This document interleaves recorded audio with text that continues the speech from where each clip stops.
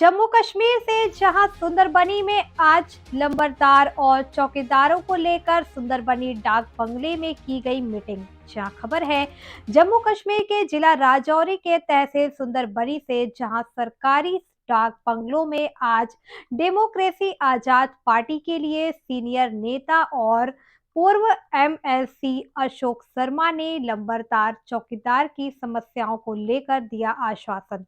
वह जल्द ही जम्मू कश्मीर के लेफ्टिनेंट गवर्नर मनोज सिन्हा के साथ उनकी समस्याओं के समक्ष रखेंगे। देखें अखनूर से जोगिंदर पॉल शर्मा की रिपोर्ट। तू बाइंदर कर लगा तू अपने पापा की मां नहीं के होया कि वो चीज़ां दी एलर्जी हुई है साढ़े कन्ने अस कमाऊ बच्चे अज अगर कोई इशारा देता उन्हें के 3000 करके 35 लावे का नवे मोड़े कटे करिए नेने अगे तहसीलदार पटवारी साड़ा साथ दें तो अस मतलब शाना बशाना जाग गई भी इस चाहिए कि समाज ने गल की है कि 3 ऑप्शन साढ़े को जो सरकार करा दी है या अफसर करा देन अगर नहीं मनी ला चाहे एक ऑप्शन है। दूसरा ऑप्शन साढ़े को है कि अस एक्ट तरमीम किते दे नंबरदारी एक्ट जड़ा एक मैसेज आता है, एक सर्कुलर जो जारी किया जाता है कि जो लंबरदार है चौकीदार है उनको रिमूव किया जाए, क्या कहेंगे इस विषय पर? 4-5 दिन से ये लगातार बातें चल रही हैं कि नंबरदार और चौकीदारों को हटाया जा रहा है। और पहले तो कहा गया कि उनके अपने ख़ानदान से कोई आदमी वो प्रपोज़ करें तो उसको हम बनाएंगे नंबरदार, और उसकी उम्र जो है 30-40 के साल के बीच में होनी चाहिए। लेकिन इस तरह का कोई आर्डर, फार्मल आर्डर कोई नहीं है। अखबारों की किसी में शायद ये छपा था कि चीफ सेक्रेटरी साहब ने ऐसा कोई बयान दिया है जो हम देख नहीं पाए। लेकिन अब दोबारा सरपंच साहिबान को या दूसरे लोगों को भी शायद कहा गया है कि आप भी नाम दे दो, और बहुत सारे नामों की लिस्ट बन रही है। मेरे ख्याल में हो सकता है ये बोली लगने का भी चांस हो कि ऑक्शन करनी हो कि भाई ज़्यादा नाम दे दो और ज़्यादा जो चढ़ावा देगा उसको लगाएंगे हम नंबरदार। ये भी हो सकता है, क्योंकि ये आज मुझे इसलिए शक हो रहा है कि कई तरह की लिस्टें जो हैं वो बन रही हैं और हर तरह के लोग जो हैं लिस्टें दे रहे हैं। असल में ये इंस्टीट्यूशन जो है महाराजा के समय का है, और महाराजा ने इसी इंस्टीट्यूशन की बुनियाद पर यहाँ शासन किया है और हमारी रियासत की सरहदें बढ़ाई हैं, जो उसका अब तीसरा हिस्सा भी हमारे पास नहीं रहा है।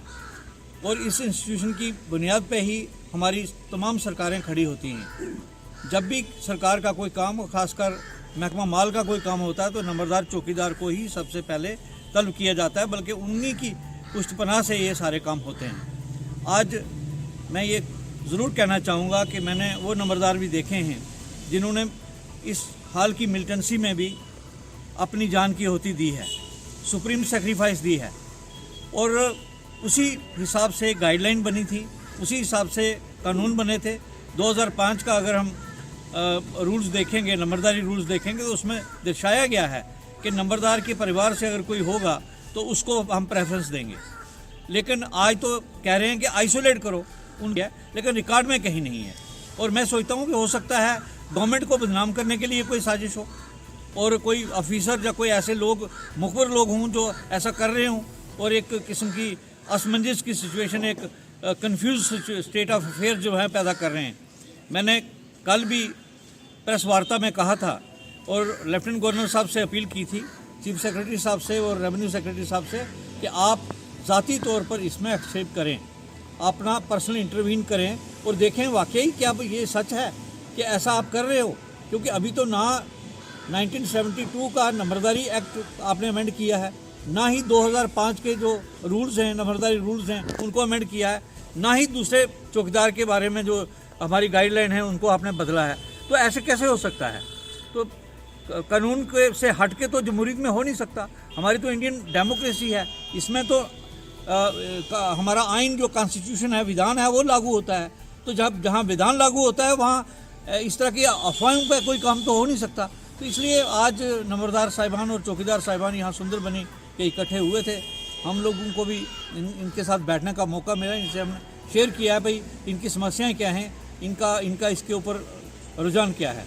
तो इन सारी चीज़ों को देखते हुए एक तो ये है कि भाई हम नंबरदार चौकीदार साहिबान को और पब्लिक को इकट्ठा होना चाहिए और सरकार से ये अनुरोध करना चाहिए कि ये अगर इस तरह का कोई कानून है, कोई आर्डर है तो उसको वापस लें, अगर नहीं है तो जो अफवाहें फैलाने वाले हैं उनको ज़रूर पकड़ें।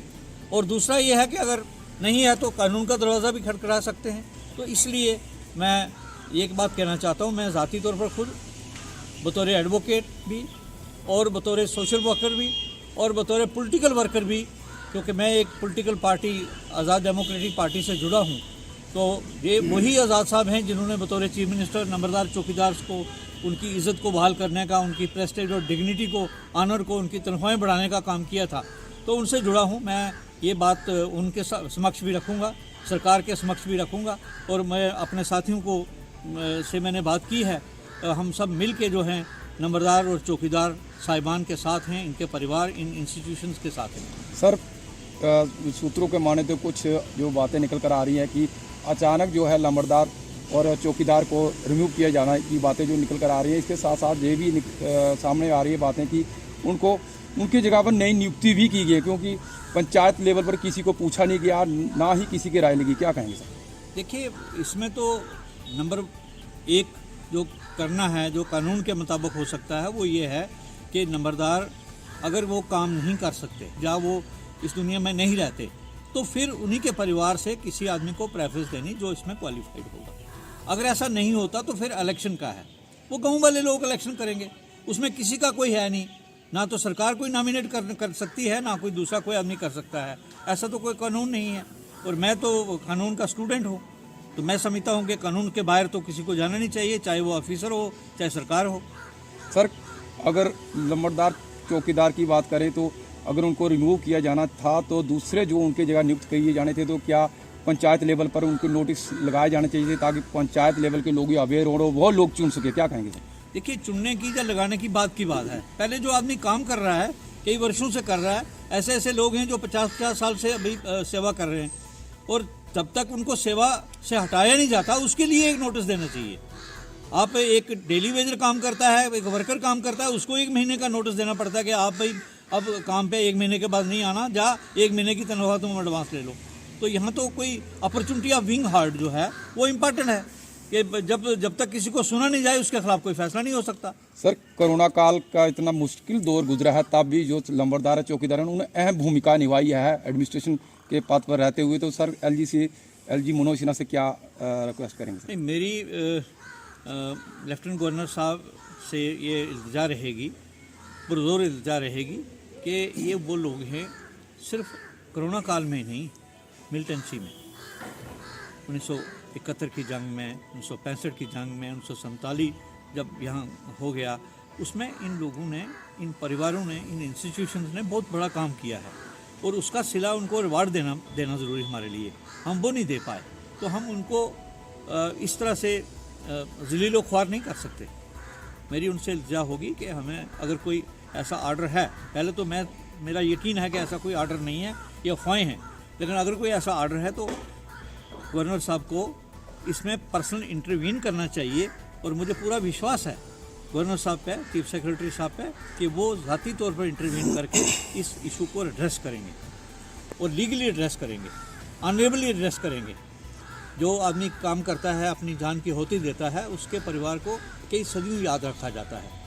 जैसे कहते हैं ना, शहीदों की चितों पे लगेंगे हर वर्ष मेले, वतन पर मरने वालों का यही आखिरी निशान होगा। तो ये वो लोग हैं जिन्होंने कुर्बानियाँ करी हैं। आज किसी की कुर्बानी रायगाह नहीं जानी चाहिए। मुझे पूरा विश्वास है कि गुड सेंस प्रिवेल करेगी हर लेवल पे और इनकी इज़्ज़त जो है, इनकी रिस्पेक्ट जो है, नंबरदार और चौकीदार इंस्टीट्यूशन जो है, इसको बरकरार रखेंगे। धन्यवाद।